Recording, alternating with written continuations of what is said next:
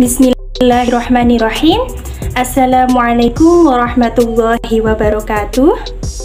Bagaimana kabarnya hari ini anak-anakku semuanya? Alhamdulillah, semoga semuanya dalam keadaan sehat walafiat nggih. Baik, pertemuan kali ini kita akan membahas mengenai 4 tokoh cendekiawan, yakni yang pertama Muhammad Arqon, kemudian yang kedua yakni mengenai Muhammad Nahwib Al-Attas, kemudian yang ketiga mengenai tokoh cendekiawan Harun Nasution, kemudian yang keempat terakhir mengenai Abdurrahman Wahid. Namun sebelum kita masuk pada materi di atas, alangkah baiknya kita membaca doa terlebih dahulu dengan harapan semoga apa yang kita pelajari pada pagi hari ini dapat membawa manfaat bagi kita semuanya. Amin. Al-Fatihah.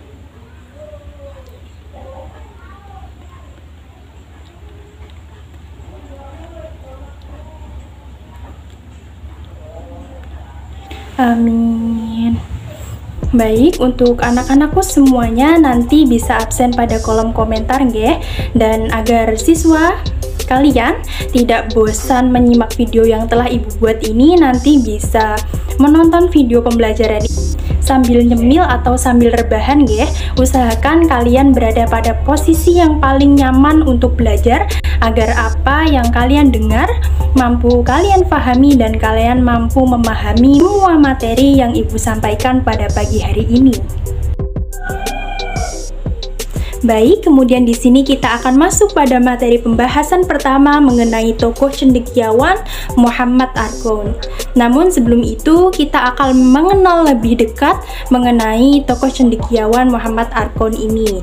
Jadi beliau ini lahir pada tanggal 2 Januari tahun 1928 di desa Berber, Algeria, dan meninggal pada tanggal 14 September. Adapun pemikiran dari beliau sangat mempengaruhi reformasi Islam saat ini. Selama 30 tahun lebih beliau mengkritik berbagai ketegangan yang beliau temukan dengan mengutamakan Islam yang modern dan juga humanis.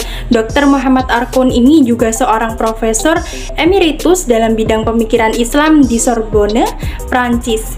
Adapun pemikiran dari Muhammad Arqon ini termasuk pemikiran yang sangat moderat mengenai pemaknaan ulang dalam konsep pengkajian Islam. Kemudian di sini kita akan membahas mengenai istilah dari rethinking Islam itu sendiri.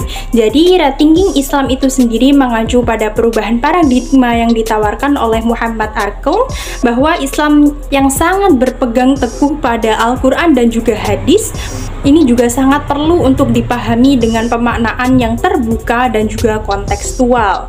Adapun teori yang diungkapkan oleh Muhammad Arqon ini yakni teori dekonstruksi. Teori ini yakni untuk membangun ulang dan mengkaji Islam secara ulang dengan memakai secara kontekstual historis antropologis, yaitu memaknai dalil nahli baik Al-Quran maupun hadis tidak hanya secara tekstual saja, melainkan juga menyesuaikan konteks, situasi, dan kondisi yang ada pada masa dan tempat tertentu.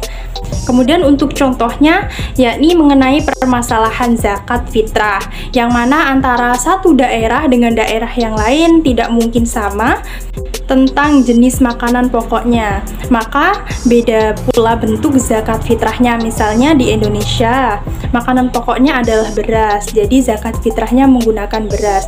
Namun di daerah lain mungkin saja berbeda, maka menyesuaikan dengan makanan pokok yang ada pada daerah tersebut.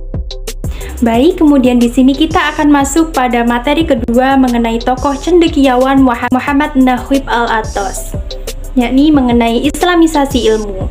Berikut adalah sedikit gambaran biografi dari beliau. Jadi beliau ini memiliki nama lengkap Sayyid Muhammad Nahwib Al-Attas Ibnu Ali Ibnu Abdullah Ibnu Muhsin Ibnu Muhammad Al-Attas. Beliau ini lahir di Bogor pada tanggal 5 September 1931. Beliau adalah anak kedua dari 3 bersaudara, dan beliau ini sudah menulis sebanyak 26 buku monograf baik dalam bahasa Inggris maupun dalam bahasa Melayu.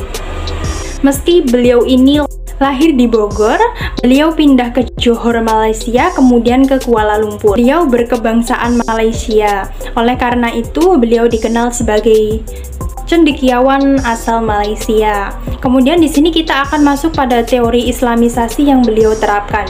Jadi teori Islamisasi ilmu ini terkenal melalui presentasi beliau, yakni Muhammad Naqib Al-Atas pada saat Konferensi Pendidikan Islam Tingkat Dunia tahun 1970 di Makkah. Beliau ini berpendapat bahwa penting sekali adanya Islamisasi ilmu karena keilmuan Islam saat ini banyak terkontaminasi oleh dunia barat. Adapun cara untuk mengislamisasi menurut beliau adalah yang pertama, meminimalisir problematika westernisasi, kemudian yang kedua yakni memasukkan nilai-nilai keislaman dan ketauhidan dalam ilmu tersebut. Baik, kemudian untuk contoh dari islamisasi ilmu yang aplikatif pada era kontemporer saat ini, contohnya yakni yang pertama adanya BSI yang prinsip muamalahnya harus disesuaikan dengan tuntutan Islam. Kemudian yang kedua adalah progres tain untuk menjadi UIN agar terdapat berbagai jurusan keilmuan secara umum, bukan hanya jurusan keagamaan saja. Baik, bagaimana? Apakah dari kedua materi yang sudah Ibu sampaikan ini dapat dipahami oleh anak-anakku semuanya? Kalau sudah dapat dipahami, Ibu akan lanjut pada materi selanjutnya mengenai tokoh cendekiawan ketiga dan juga keempat. Baik, kemudian di sini Ibu akan membahas materi ketiga mengenai tokoh cendekiawan Harun Nasution Islam Rasional. Berikut adalah sedikit biografi singkat dari beliau.